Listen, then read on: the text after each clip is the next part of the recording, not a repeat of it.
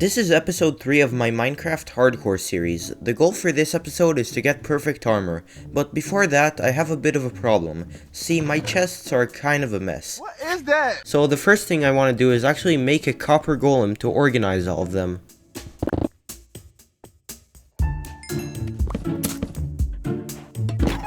So now I have a copper golem, but before it can actually start working, I've got to organize my chests first. Then, when I drop an item into the copper chest, the copper golem will automatically move it to whichever chest already has that same item. So after crafting a few signs, I started organizing my chests.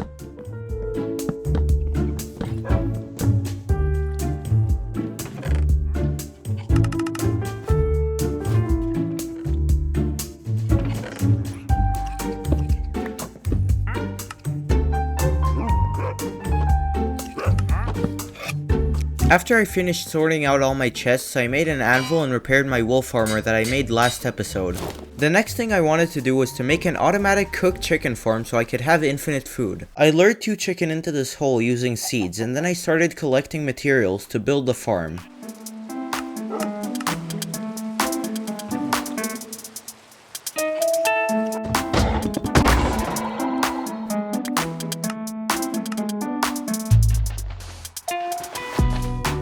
But around midway through, I realized that this farm needed a redstone comparator, which you need quartz to craft. This meant I needed to go to the Nether, so I sailed all the way back to the desert in search of some lava.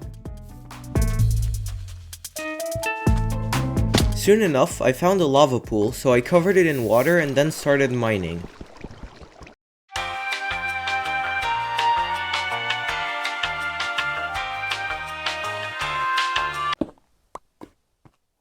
I sailed back home and then built the Nether portal. I went in and spawned directly inside of a Nether fortress. Obviously I didn't like that, so I saved the coordinates of the portal and tore it apart. I tried placing it in the river that's near my house, but it just connected to the same portal. That just meant that I needed to go far enough away so that I'll be able to make a new portal in the Nether instead of it connecting with the current one. So I went all the way behind the village, and sure enough, when I went through the new portal, it spawned me in a completely different area. I spotted some quartz up there, so I pillared up and mined it. I only needed a single piece of quartz, so I headed back into the overworld. I crafted my comparator and was now ready to build the farm.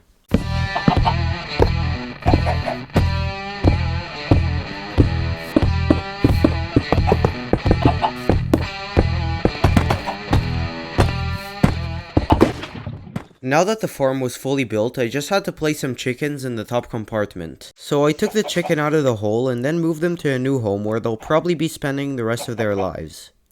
I then gave them a few seeds so they'll breed, and in the meantime I went looking for some more chicken.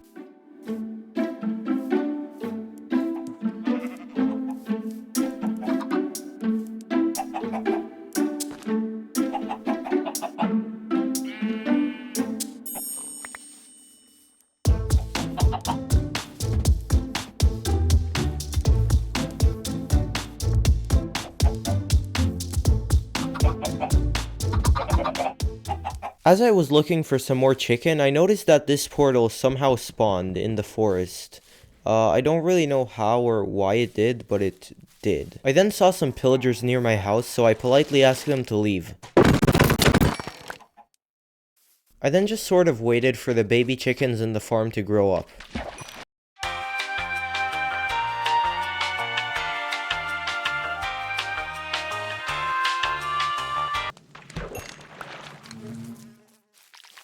After a little while, there were enough chickens up in the top compartment, so I made a little AFK pod and AFK'd for about 20 minutes.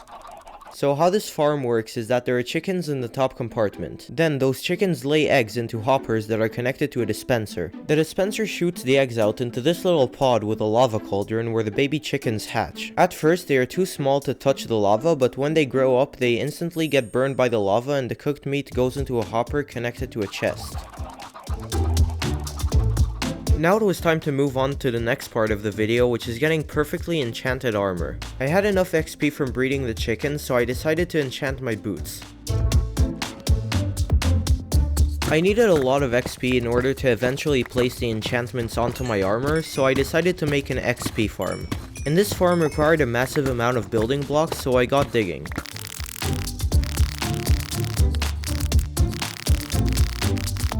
Once I thought I had enough, I went back up and started collecting some of the other materials I thought I would need.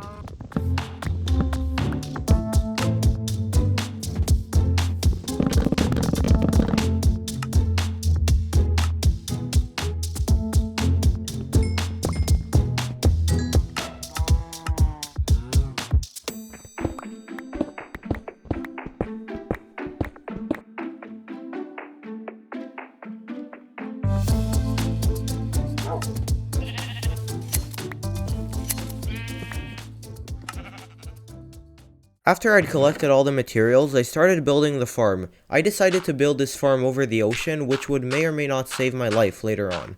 Once I got to the necessary height, I started building the farm.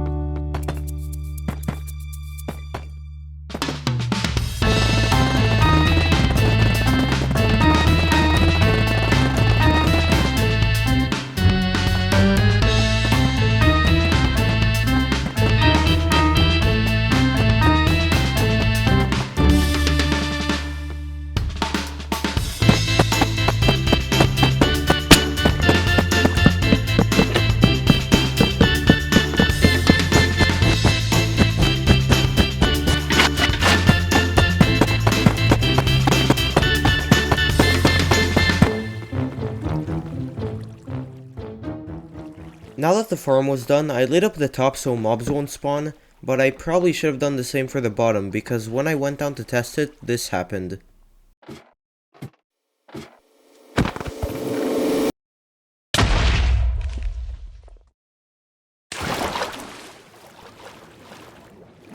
So I guess that making it above an ocean was a smart move after all, because I don't really want to start another series. So after placing a torch, I tested out the farm for a couple minutes. A few minutes later, I had 40 levels to my name, so I went down and enchanted the rest of my armor.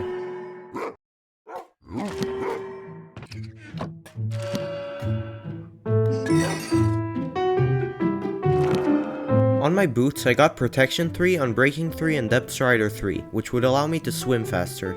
And on my helmet, I got Protection 3, Unbreaking 3, and Respiration 3, which would allow me to spend over a minute underwater without drowning. It is important to note that these enchantments are temporary, and I'll remove them later on in order to put more enchantments.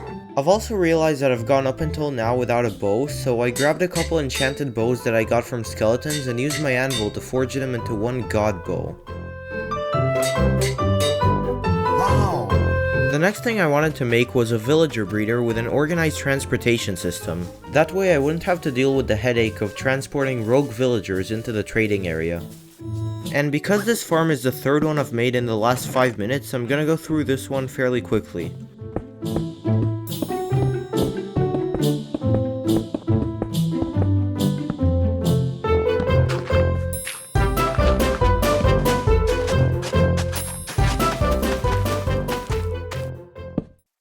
And now that the farm was complete, I just had to transport 2 villagers into it. So I went back to this villager cage that I made a little while ago to prevent the whole population being killed by monsters. I then proceeded to let one villager escape, and then I used a boat to lead him to the villager breeder. And after doing the same thing again, I now had a fully functioning villager breeder.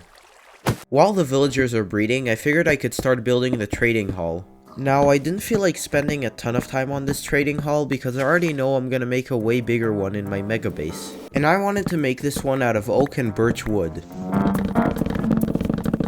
After I had enough, I started building the base of the trading hall, and I wanted to have this path of oak logs in the very middle. After I was done with that, I started making the rest of the base, which I wanted to make out of birch planks.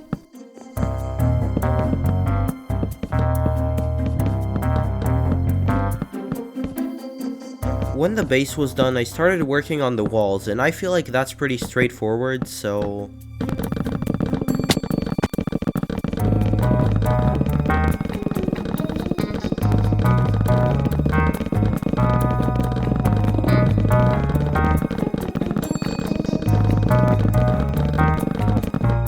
Alright, and that only took me an hour to edit.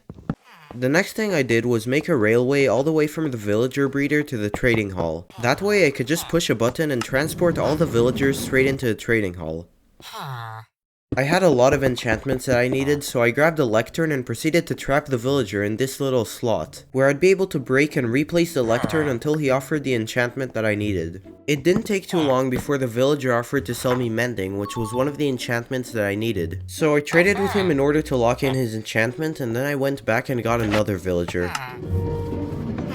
Before I was gonna start grinding for all the enchantments, I wanted to make this one a mason because they trade emeralds for clay, which is very abundant at the bottom of the ocean, and that way I could get emeralds pretty easily. After that, I got another villager and broke and replaced the lectern until he offered an enchantment that I needed. And now I just had to repeat this process for a while until I had every enchantment I needed, so...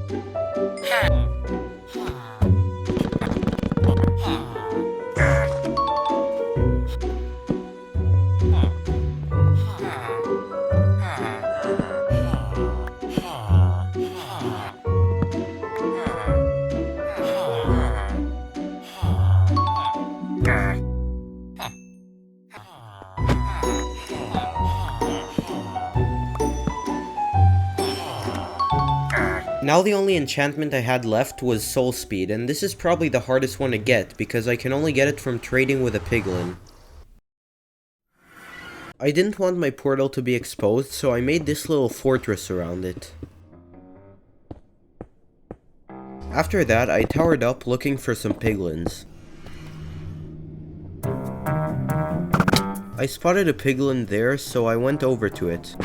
Hello there. I then traded with it, but it didn't end up giving me the enchantment. Although I did get a dried ghast. I then dug a tunnel from the trading chamber to the portal and went back to the overworld. I tried mining for some gold, but I didn't really find anything, so I went back to the Nether and started looking for some Nether gold.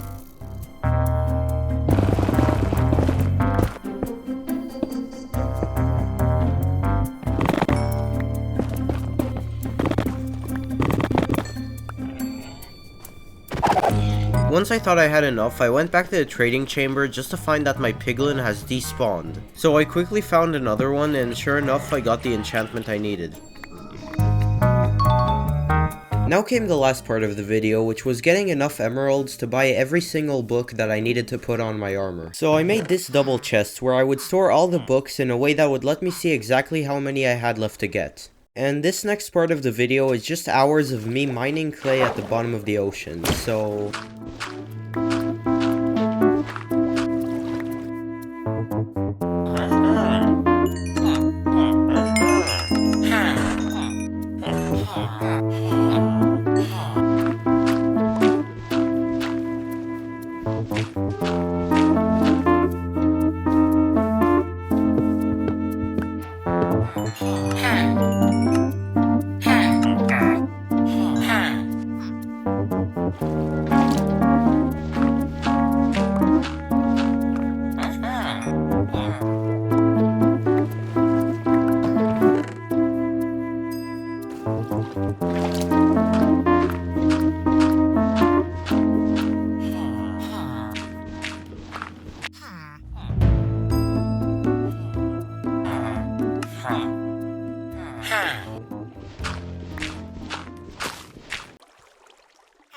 Alright, and that's all the books I need.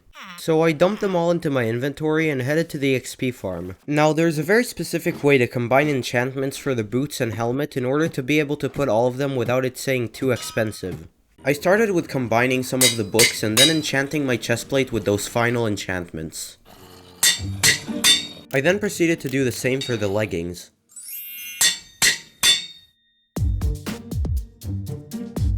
Now came the trickier part, which was enchanting the boots and helmet, because not only does it require a very specific book combination, but also a ton of XP. So after AFKing for a bit, I killed the mobs in the chamber, and this went on for a good while.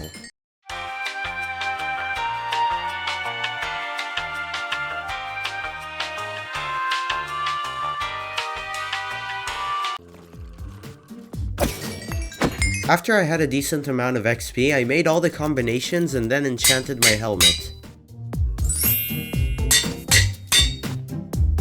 And now came the part of the video where I have to apply 7 different enchantments to my boots. So I combined some enchantments, made a new anvil, killed some mobs, combined some more enchantments, killed some more mobs, combined even more enchantments, killed even more mobs, and finally, applied the last enchantment on my boots. So now I had perfect enchantments on my armor. So I pillared up 24 blocks, which would normally be high enough to kill a player, and jumped off to see what would happen. Yeah, this armor is definitely pretty good. Now the very last thing that I wanted to do for this video was to revive the dried ghast that I got from that piglin. So I built a little shack with water at the bottom and placed my dried ghast.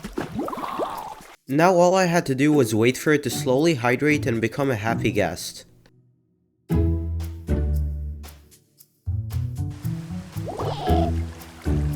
I made a little fence around the shack and then used a leash to tie my happy ghast to the fence. While I waited for the happy ghast to grow, I dyed one of my wolf's collar pink and then re-dyed my other wolf's collar and armor green.